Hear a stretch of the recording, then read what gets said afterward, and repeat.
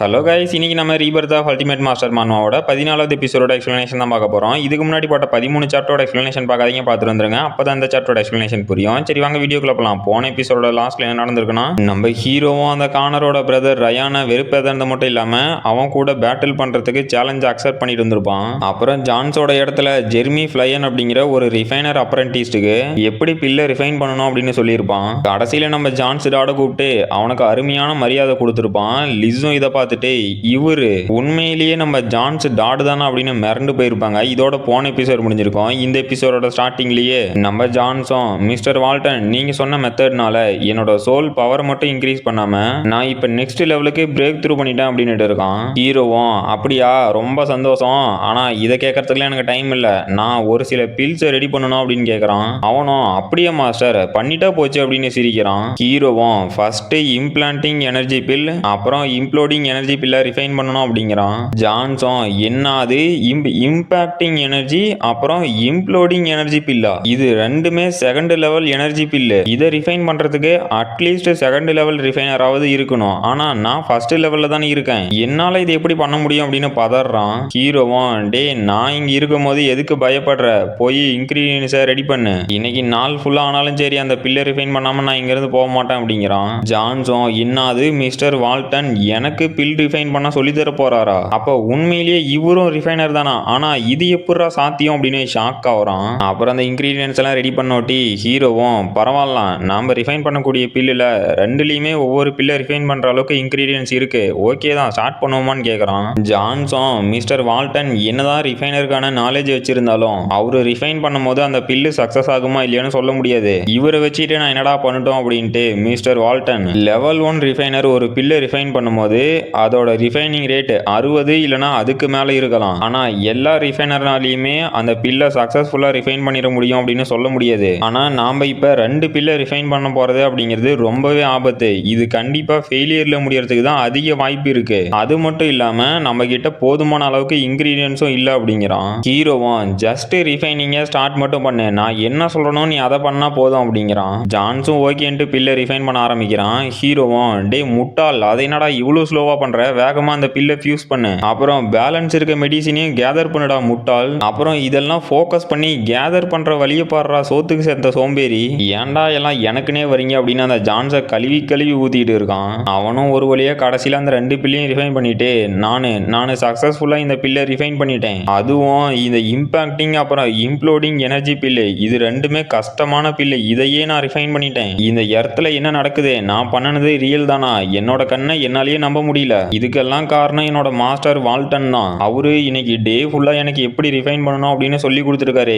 இதே மாதிரி எனக்கு சொல்லி கொடுத்துட்டு இருந்தாரு அப்படின்னா நான் கண்டிப்பா ஒரு நாள் பெஸ்ட் ரிஃபைனர் ஆயிருவேன் அப்படின்னு கனவு கண்டுட்டு இருக்கான். ஹீரோவும் அந்த பில்லை வாங்கி பார்த்துட்டு இது என்னடா இவ்வளவு ஒஸ்டா இருக்கு, இந்த அளவுக்கான லோ கிரேடு பில்லை என் வாழ்க்கையிலேயே பார்த்ததில்ல அப்படிங்கிறான். இதை கேட்ட அந்த ஜான்ஸும் மிரண்டு போயிட்டு இந்த பில்லை என்னோட பெஸ்ட்டை கொடுத்து ரிஃபைன் பண்ணியிருக்கேன், ஆனா இதுவே வேஸ்டா, இவர் என்ன மறுபடியும் திட்ட போறாரா அப்படின்னு ஷாக் ஆகுறான். ஹீரோவும் உன்னை பார்க்கும்போது ஆல்ரெடி ரொம்ப களைச்சு போயிட்ட மாதிரி இருக்கு, அதனால இந்த பில்லை நானே தான் பியூரிஃபை பண்ணி ஆகணும் போல, சரி இந்த பில்லை ரிஃபைன் பண்றதுக்கு என்கிட்ட இருக்க ஹை லெவல் அப்ரெண்டிஸ் சோல் பவரே போதுமானது தான், அதனால இதை இப்ப ஸ்டார்ட் பண்றேன் அப்படின்னு பியூரிஃபிகேஷனை ஸ்டார்ட் பண்ணிட்டான். ஜான்ஸும் மாஸ்டர் வால்டன் ஒரு நிமிஷம் நம்மளால ராவான பில்லை ரிஃபைன் பண்ண முடியாது, அதுவும் கையிலேயே ரிஃபைன் பண்றது அப்படிங்கிறதெல்லாம் நடக்காத காரியம் அப்படின்ட்டு, இல்ல ஒரு நிமிஷம் இது என்னடா டெக்னிக்கு, இந்த மாதிரி ரிஃபைனிங் முத்ராவை என்னோட வாழ்க்கையிலேயே நான் இதுக்கு முன்னாடி பார்த்ததில்ல, இது கண்டிப்பா ஒரு ஹையர் லெவல் ரிஃபைனிங் ஸ்கில்லா தான் இருக்கணும், உண்மையிலேயே யாரா சாமி இந்த வால்டன் அப்படின்னு வாயை பொழக்கிறான். ஹீரோவும் முடிஞ்சிச்சு அப்படின்ட்டு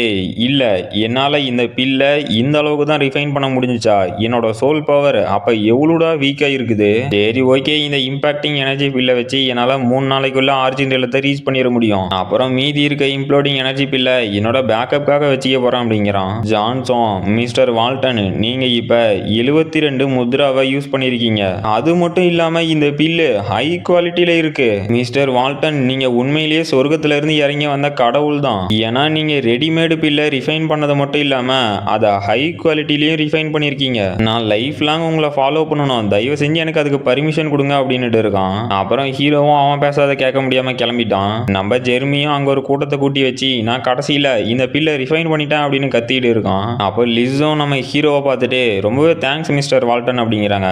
ஹீரோவும் இருந்துட்டு போட்டோம் லீஸ், இருந்தாலும் ஜெர்மி ரொம்பவே நல்ல வேலை பண்ணியிருக்கான். ஆனா நான் இப்ப இமீடியட்டா கிளம்பி ஆகணும், ஏன்னா ரயானை தோக்கடிக்கிறதுக்கு கல்டிவேட் பண்ணணும் அப்படின்ட்டு போறான். அப்புறம் நம்ம நைடாவும் இன்னும் அது கிரிவின் 1000 பவுண்டு ஃபோர்ஸ் கொடுத்தானா. அப்புறம் 7 சக்கரவையும் ஓபன் பண்ணது மட்டும் இல்லாம கானரையும் ஸ்கூலை விட்டு எக்ஸ்பெல் பண்ணிட்டு இப்போ அவன் பிரதர் ரயானோட சேலஞ்சை கிரிவின் அக்செப்ட் பண்ணிட்டானா அப்படின்னு ஷாக்லயே கேக்குறாங்க. அங்க இருந்தவரும் ஆமா நைடா, நீங்க இல்லாதப்ப நிறையவே இன்ட்ரெஸ்டிங்கான திங்ஸ் எல்லாம் நடந்திருக்கு. அப்புறம் அந்த கிரிவினே ரயான் 2 பசங்களுமே வெல்த்தியான ஃபேமிலியில இருந்து தான் வரானுங்க, அதனால அவனுங்க பேட்டில நம்ம ஒன்றும் பெருசாலாம் எடுத்துக்க வேண்டாம். இப்ப நடக்க போற சண்டையிலயும் ஏதாவது மிராக்கள் நடந்தா கூட ஆச்சரியப்படுறதுக்கு இல்ல. சரி அது இருந்துட்டு போட்டோம், இப்ப அதை விட இம்பார்ட்டன்டான ஒரு விஷயம் இருக்கு அப்படிங்கிறாரு.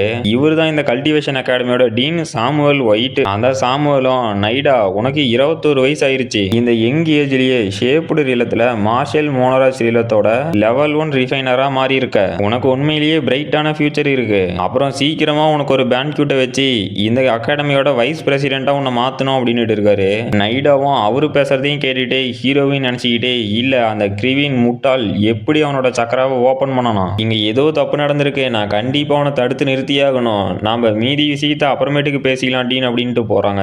அந்த சாமுவல் ஐட்டம் நைடா நீ இந்த போஸ்டிங்கை ரிஃப்யூஸ் பண்ணக்கூடாது, ஏன்னா சோல் ரிஃபைனிங்ல லெவல் 1 கல்டிவேட்டரா இருக்கிறது மட்டும் இல்லாம ஸ்கேர்டு கார்ட்ஸ்ல டாப் 5 கமாண்டர்ல ஒருத்தரா இருக்க, அதனால கண்டிப்பா நீ தான் நைடா வைஸ் டீனா இருக்கணும் அப்படிங்கிறாரு.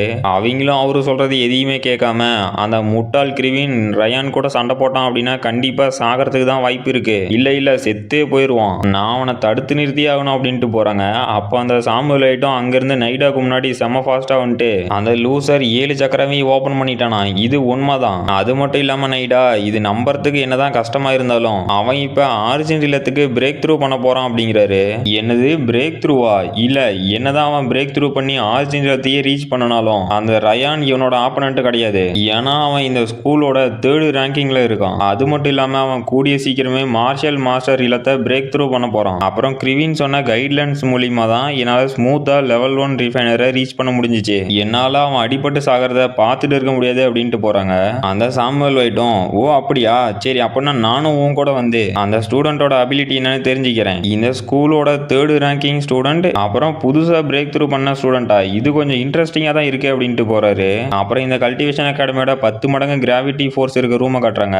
அங்க இருக்கவனும் நார்மா அந்த முட்டாள் கிரிவின் இன்னைக்கு ரயான் கூட சண்டை போட போறான், அதை நம்ம போய் பார்க்க வேண்டாமான்னு கேக்குறான். அந்த நார்மாவும் நான் பிஸியா இருக்கேன், அந்த ரயான் இந்த ஸ்கூல்லயே டாப் ரேங்கிங் ஸ்டூடெண்ட், இவன் கூட அந்த கிரிவின் சண்டை போடுறது அப்படிங்கிறது ஒரு ஜோக் தான், இன்னைக்கு கண்டிப்பா அந்த ரயான் அந்த புள்ளியை வச்சு ஒரு விளையாட்டு விளையாட போறான்னு நினைக்கிறேன். ஆனா எப்பவுமே மிஸ்டர் பாவல் அப்புறம் ஷேவன் இவங்க 2 பேரும் தான் என்ன பொறுத்த வரைக்கும் ரொம்ப ஸ்ட்ராங்கு, அந்த ரயானுமே ஒரு புள்ளியே புள்ளி பண்ணக்கூடிய முட்டாள் தான் அப்படிங்கிறா. பக்கத்துல இருந்தவனும் சரி நீ வரலனா என்ன, நான் போய் அந்த முட்டாள் அடி வாங்கி சாகிறத வேடிக்கை பார்க்க போறான் அப்படின்ட்டு போறான். அந்த நார்மாவும் அங்க போறவனை பார்த்து இவனால கிரிவினை தோக்கடிக்க முடியல அப்படிங்கிறதுனால இன்னொருத்தன் அவனை தோக்கடிக்கிறத பார்த்து என்ஜாய் பண்ண போறான், இவனும் ஒரு பெரிய முட்டாள் தான், இவனாலையும் கண்டிப்பா வாழ்க்கையில முன்னேறவே முடியாது அப்படின்ட்டு ஒரு நிமிஷம் கிரிவினா அப்படின்னு ஷாக் ஆகுறா. நம்ம ஹீரோவும் இந்த கிராவிட்டி ரூமுக்கு வந்து ட்ரைனிங் எடுத்திருப்போம் போல.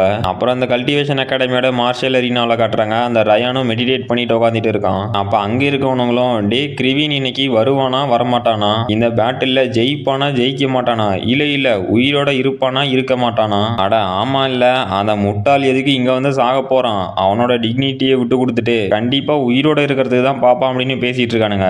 அப்ப பிரின்சஸும் டே ஹார்டி கிரிவின் வருவானா வரமாட்டானா நீ என்ன நினைக்கிற அப்படின்னு கேக்குறாங்க. ஹார்டியும் கிரிவினை நான் கடைசி 5 நாளா எங்கேயுமே பார்க்க கிடையாது, அதனால எங்கேயாவது ஓடி ஒளிஞ்சிருக்கிறதுக்கு தான் வாய்ப்பு இருக்கு அப்படிங்கிறான். அப்ப வாட்சனும் இல்லடா ஹார்டி நீ சொல்றதே என்னதான் உண்மையாவே இருந்தாலும் நம்ம கிரிவின் கண்டிப்பா அவனோட ஃபேமிலி டிக்னிட்டியை விட்டு கொடுத்துட்டு இந்த இடத்துல ஓடி போறதுக்கு வாய்ப்பே கிடையாது, அவன் செத்தாலும் இங்க வந்து சண்டை போட்டு தான் சாவான் அப்படிங்கிறான். பிரின்சஸும் டே முட்டாளே டிக்னிட்டி முக்கியமா உயிர் முக்கியமா, இது என்னதான் கேட்கறது நல்லா இருந்தாலும் ரியாலிட்டிக்கு ஒத்து வராது அப்படின்னு அவனை பிடிச்சி கத்திட்டு இருக்காங்க. அங்க இருக்கவனுங்களும் அங்க பாருங்கடா இந்த குப்பை வந்துருச்சு அப்படின்னு பேசுறானுங்க. இதை பார்த்து நம்ம டீம் ஷாக்லேயே திரும்பி பார்த்தா அங்க ஒரு மயான அமைதியோட அங்க இருக்க மொத்த பேருமே என்னது கிரிவின் வந்துட்டானா அப்படின்னு ஷாக்லேயே பார்த்துட்டு இருக்காங்க.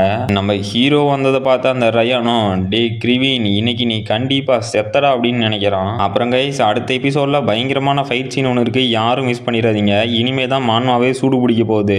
அதெல்லாம் போகட்டும், ஏன்டா இத்தனை நாளா நீ வீடியோ போலன்னு கேட்கறது எனக்கும் தெரியும் கைஸ், என்ன காரணம் வேற ஒன்றும் இல்லை, நானே தான் காரணம், ஃபுல்லாக டிஸ்ட்ராக்ட் ஆகிட்டு வீடியோவுக்கு வாய்ஸ் ஓவர் கொடுக்கறதுக்கே போடுறதுக்கே தோணல.